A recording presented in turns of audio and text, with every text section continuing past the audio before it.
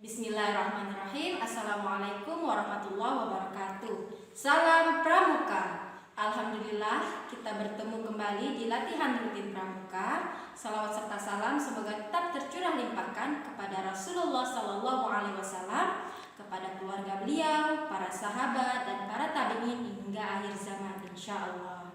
Apa kabarnya adik-adik semua? Semoga selalu semangat. Luar biasa. Allahu Akbar. Yes. Baik adik-adik, sebelum kita masuk ke materi, kakak akan menyampaikan tentang menjaga kebersihan adalah sunnah Rasulullah. Allah berfirman dalam Al-Quran, A'udzubillahi minasyaitonirrajim, Innallaha yuhibbut tawwabina wa yuhibbul mutatahhirin. Al-Baqarah ayat 222. Sesungguhnya Allah menyukai orang-orang yang bertaubat dan menyukai orang-orang yang mensucikan diri. Rasulullah bersabda, Al-mu'minul qawiyyu khairun wa ahabbu ilallah minal mu'min ad-dha'if. Rawahul Muslim. Mukmin yang kuat lebih baik dan lebih dicintai Allah Azza wa Jalla daripada mukmin yang lemah. Hadis riwayat Muslim. Nah, hendakkah kita menjadi lebih kuat? Ya kan? Apakah kita ingin menjadi mukmin yang kuat? Maka salah satu caranya adalah dengan menjaga kebersihan. Rasulullah mencintai kebersihan. Suatu hari, ada seorang wanita tua, berkulit legam, namanya tidak terkenal di kalangan sahabat. Ia lebih dikenal dengan panggilan Ummu Mahjan. Ia pun bukan sahabiah yang ikut terjun ke medan jihad atau menghafal ribuan hadis. Amalannya sederhana. Ia mengumpulkan daun yang jatuh di sekitar masjid, lalu ia bersihkan dan membuangnya ke tempat sampah. Ia melakukan hal yang sama dari hari ke hari. Amalannya istiqomah meski dianggap hal kecil. Suatu ketika Ummu Mahjan tidak terlihat. Maka Rasulullah pun bertanya kepada sahabat, apa yang dilakukan oleh orang itu? Sahabat menjawab, ia telah meninggal. Maka Rasulullah marah dan bertanya, mengapa kamu tidak memberitahukan kepadaku? Tunjukkanlah kuburannya. Maka saat itu sahabat memberitahukan kuburannya kepada Rasulullah. Ditunjukkan kuburannya, maka beliau lalu mendatangi dan mensolatinya.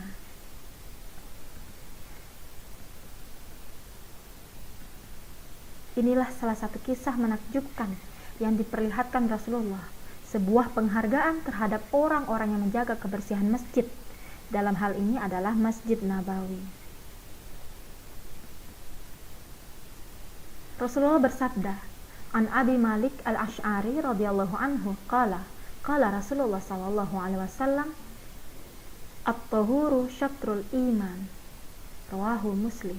Dari Abu Malik Al-Asy'ari berkata, Rasulullah bersabda, bersuci itu sebagian dari iman.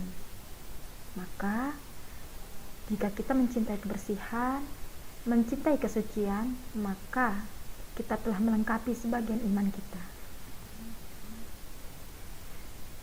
Rasulullah bersabda, Innallaha ta'ala tayyib, yuhibbut tayyib, nazifun yuhibbun nazafah, karimun yuhibbul karamah, jawadun yuhibbul jud, fanazzifu buyutakum, wala tashabbahu bil yahud allati tajma'ul akba'a fid durha. Sungguhnya Allah SWT itu baik. Ia menyukai kebaikan. Allah itu bersih. Dia menyukai kebersihan. Allah itu mulia. Dia menyukai kemuliaan. Allah itu dermawan. Dia menyukai kedermawanan. Maka bersihkanlah olehmu tempat-tempatmu. Hadis riwayat At-Tirmizi. Maka Allah itu bersih dan menyukai kebersihan. Maka tidakkah kita ingin disukai oleh Allah? Maka jagalah kebersihan.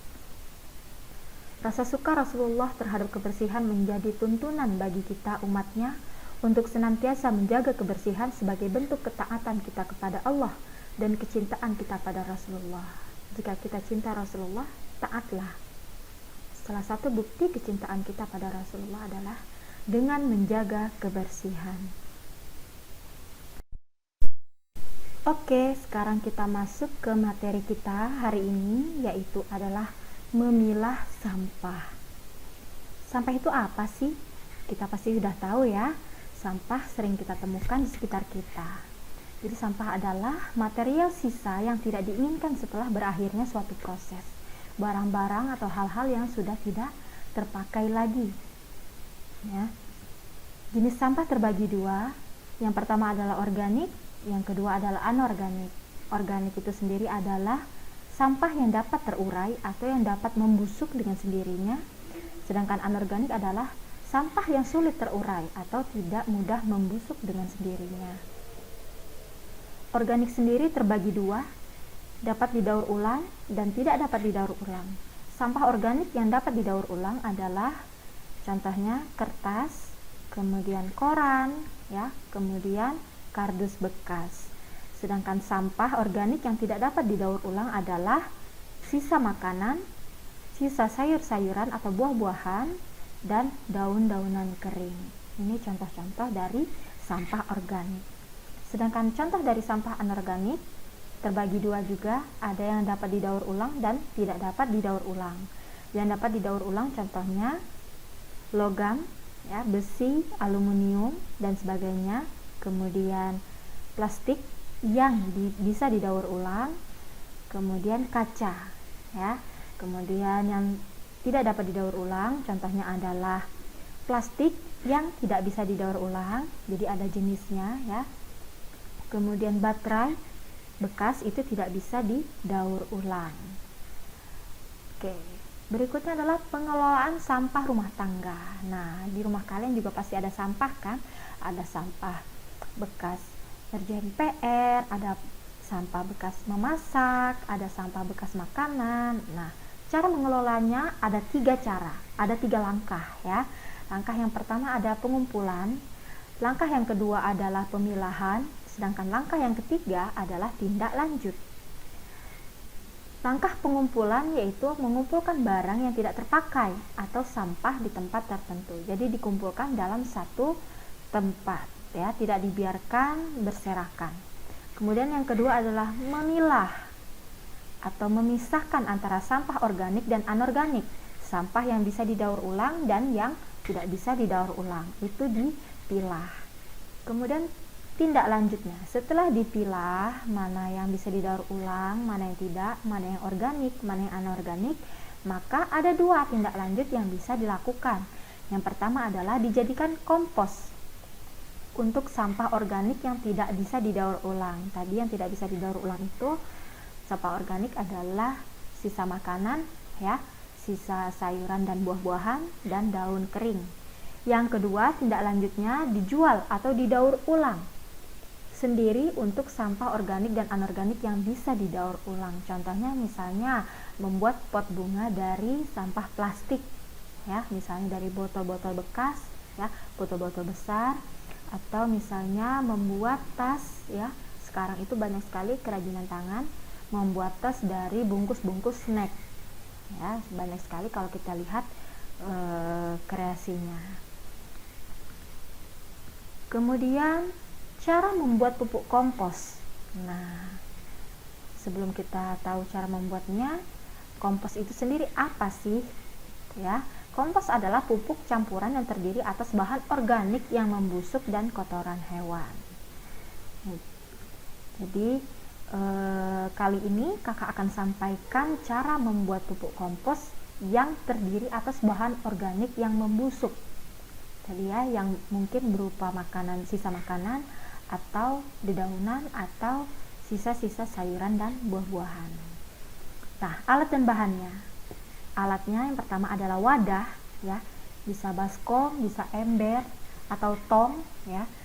Usahakan yang punya penutup, kalaupun tidak ada tutupnya, bisa kalian tutup dengan plastik yang kemudian diikat sisi-sisinya, ya. Jangan sampai ada kontaminasi dari luar, ya, harus tertutup dengan sempurna. Kemudian sarung tangan, ya, ini alatnya. Kemudian bahannya yang pertama sampah rumah tangga yang organik dan tidak dapat didaur ulang seperti sisa makanan, ya, buah-buahan, sayur-sayuran, dan daun kering. Kemudian tanah, ya, tanah bakar biasanya. kemudian air. Cara membuatnya. Langkah membuatnya yang pertama adalah siapkan sampah organiknya ya, yang sudah terpisah dari sampah-sampah yang lain. Kemudian siapkan wadah berukuran besar dan penutupnya. Tadi sudah kakak sampaikan ya, usahakan ada penutupnya ya, ada tutupnya. Atau kalian bisa tutup dengan yang lain, plastik gitu ya. Tapi harus rekat ya, tidak boleh ada celah.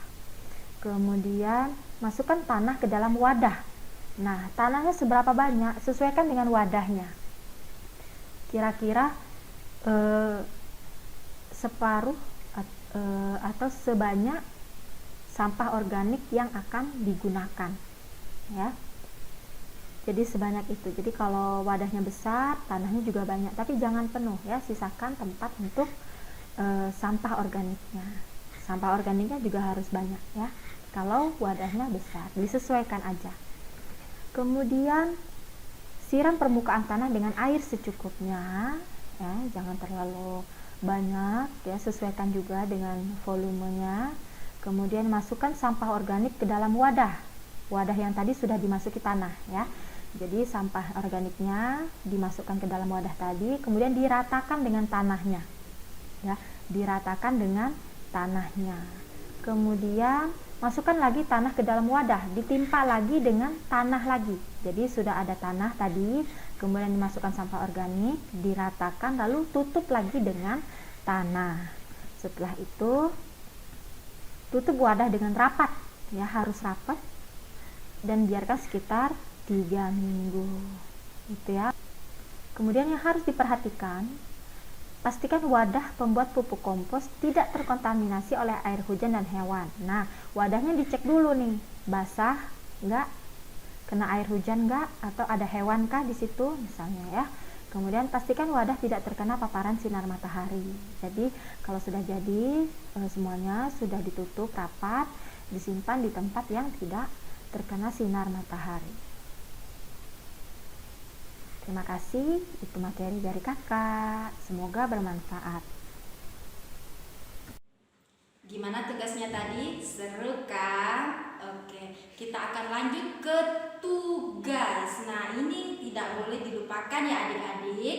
Untuk kelas 7, tugasnya adalah mengumpulkan sekaligus memilah sampah yang ada di rumahnya. Jadi tugasnya nanti kalian kirimkan 2 foto.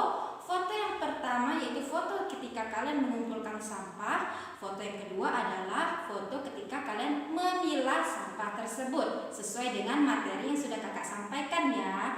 Untuk yang kelas 8, tugas kalian adalah mengolah sampah secara composting, yaitu membuat pupuk kompos dari sampah rumah tangga ya. Boleh rumah kalian, rumah paman, rumah bibi, rumah nenek, boleh ya. Yang penting itu adalah berupa sampah yang kalian olah menjadi pupuk kompos. Nah, bagaimana mengumpulkan tugasnya? Dengan cara mengirimkan 3 foto proses pembuatan pupuk kompos. Yang pertama adalah ketika sebelum dibuat pupuk, kemudian yang tengah itu adalah ketika dibuat pupuk dalam proses ya. Kemudian yang terakhir adalah hasil pupuk komposnya. Nah, yang perlu kalian perhatikan lagi adalah setiap foto ya, setiap foto tuliskan nama kalian di sebuah kertas ya, dan itu difoto bersamaan dengan benda yang kalian foto. Jadi itu menunjukkan bahwa benda tersebut atau hasil karya tersebut adalah hasil karya kalian sendiri, bukan mengambil dari internet. Adik-adik, seperti yang kita ketahui bahwa kegiatan pramuka di SMP Ti Al-Mumtaz ini adalah agenda yang wajib. Maka apabila tidak dilaksanakan atau kegiatan itu tidak dilaksanakan dengan sempurna, maka akan mempengaruhi nilai rapot. Jangan sampai nilai rapot kalian menjadi C karena tidak maksimal melaksanakan kegiatan kepramukaan. Nah, karena itu bagi yang tidak mengumpulkan tugas di pertemuan sebelumnya, akan ada tugas pengganti yang akan disampaikan oleh kakak pembina masing-masing. Baik, kita tutup, kita akhiri kegiatan latihan pada hari ini dengan melafazkan hamdalah, alhamdulillahirabbil alamin, dan Dan doa kafaratul majlis, subhanakallahumma wa bihamdika asyhadu an la ilaha illa anta astaghfiruka wa atubu ilaik. Sampai jumpa di pertemuan